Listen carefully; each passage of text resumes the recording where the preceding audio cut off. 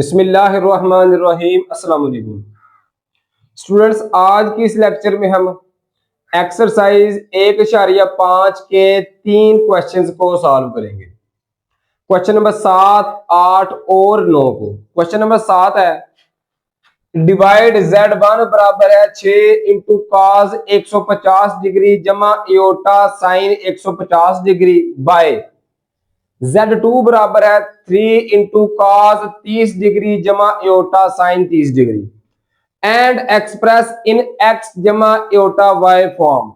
मतलब इनको हमने काफी आगे तक हल करना है, बिल्कुल आसान है। इसी टाइप के क्वेश्चन हम क्वेश्चन नंबर 5 और 4 में हल कर चुके हैं। सुनो, जब भी दो पोलर फॉर्म वाले डिवाइड होते हैं तो किस तरह, ये फार्मूला है जिसको हम क्वेश्चन नंबर 6 में प्रूव भी कर चुके हैं। R1 over R2 into cos angle minus हो जाएंगे θ1 माइनस θ2 जमा एओटा साइन θ1 माइनस θ2।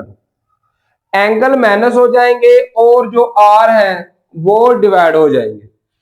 अब यहां पे भी देखिए हम लिखेंगे Z1 ओवर Z2 बराबर है R1 की वैल्यू कितनी है 6 ओवर R2 की स्टूडेंट कितनी है, ये है 3। फिर लिखेंगे cos θ1 कितना है 150 माइनस θ2 कितना है 30, ये आ गया plus iota sign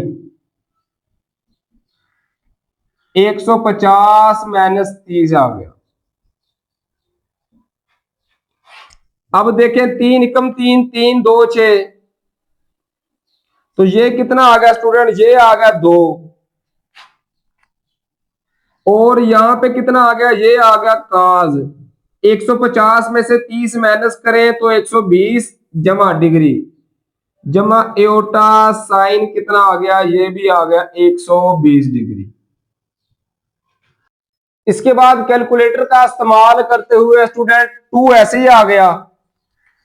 cos 120 degree की वैल्यू फाइंड करेंगे तो मैं लिखूंगा cos 120, ये स्टूडेंट आ रहा है -1/2 जमा एओटा ऐसे ही आ गया।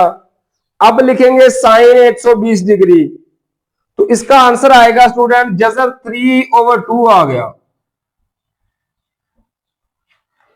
अब करना क्या है, 2 को जब अंदर मल्टीपल करेंगे, 2 जब इसके साथ मल्टीपल होगा तो 2 के साथ 2 कैंसिल -1 आ गया जमा 2 को जब इसके साथ मल्टीपल करेंगे तो 2 के साथ 2 कैंसिल स्टूडेंट जजर 3 आ गया और साथ आ गया एओटा।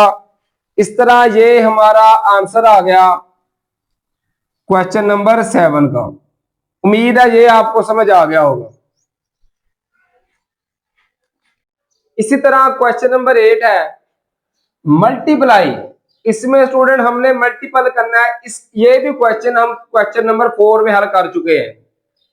Z1 की वैल्यू है 2 इंटू कॉस 60 जमा एओटा साइन 60 एंड Z1 की वैल्यू वो है Z2 की value 5 into cos 90 plus iota sine 90। ये होता है फार्मूला, अगर दोनों मल्टीपल हो R1 और R2 इन्होंने आपस में मल्टीपल होना है और जो एंगल है स्टूडेंट उनको हम जमा कर देंगे। तो यहां से देखिए R1 की वैल्यू कितनी है 2 और R2 की कितनी आ रही है, ये आ रही है 5 इंटू कॉस θ1 कितना है 60 जमा 90 करेंगे तो ये डायरेक्टली हो सकता है 150 जमा एओटा।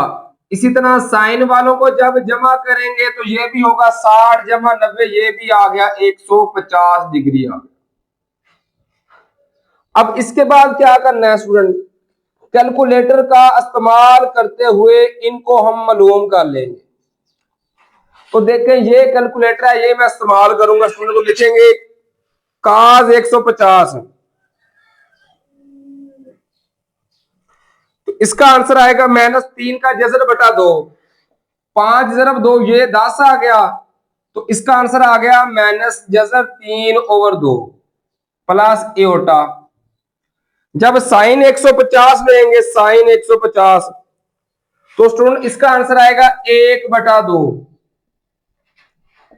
अब 10 को बारी बारी दोनों के साथ मल्टीपल करेंगे। 10 को जब इसके साथ करेंगे 2 एकम 2, 2 5 10, तो ये आएगा 5, 7 आ गया मैथ जजर 3, प्लस 10 को जब इसके साथ करेंगे 2 एकम 2, 2 5 10, तो ये आएगा 5 7 आ गया एओटा। इस तरह ये हमारे पास आंसर आ गया हमारे क्वेश्चन नंबर 8 का। उम्मीद है ये भी आपको आसानी समझ आ गया होगा। अब चलते हैं क्वेश्चन नंबर 9 की तरफ। इसी तरह क्वेश्चन नंबर 9 है, find modulus and argument of z बराबर है -2 एओटा। दो चीजें मालूम करनी है, एक मॉडुलस और एक आर्गुमेंट। तो मॉडुलस का मतलब है कि हमने आर की कीमत मालूम करनी है। इस टाइप के क्वेश्चन हम क्वेश्चन नंबर 2 में कर चुके हैं। और आर्गुमेंट का मतलब है थीटा यानी एंगल मालूम करना, वो भी हम कर चुके हैं, रिपीट ही हो रहे हैं क्वेश्चन। तो आर किस तरह मालूम करते हैं, मॉडुलस हो गया या आर हो गया, ये सेम ही है या जिसको आर भी कह ले। ये किस तरह मालूम करते हैं, स्क्वायर रूट में जो रियल नंबर है, रियल नंबर कितना है -2, इसका स्क्वायर जमा जो इमेजिनरी के साथ है एओटा के साथ क्या है -2, इसका स्क्वायर।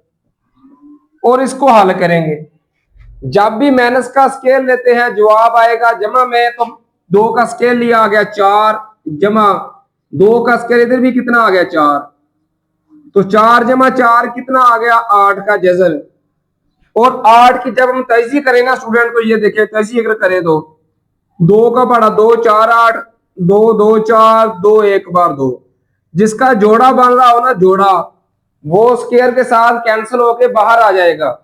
ये जोड़ा बाहर लिख लिया 1 और ये 1 अंदर रह गया। इस तरह ये मॉडुलस का आंसर आ गया।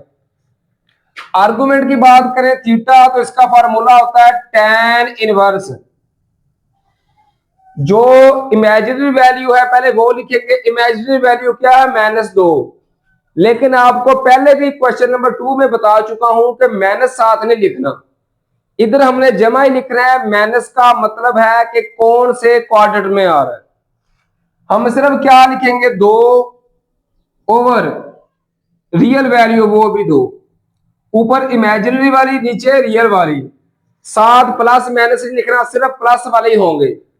अब देखिए 2 के साथ 2 कैंसिल, क्या 1 आ गया tan इनवर्स 1, ये होता है 45 डिग्री पे, जिसको हम स्टूडेंट π/4 भी कह सकते हैं।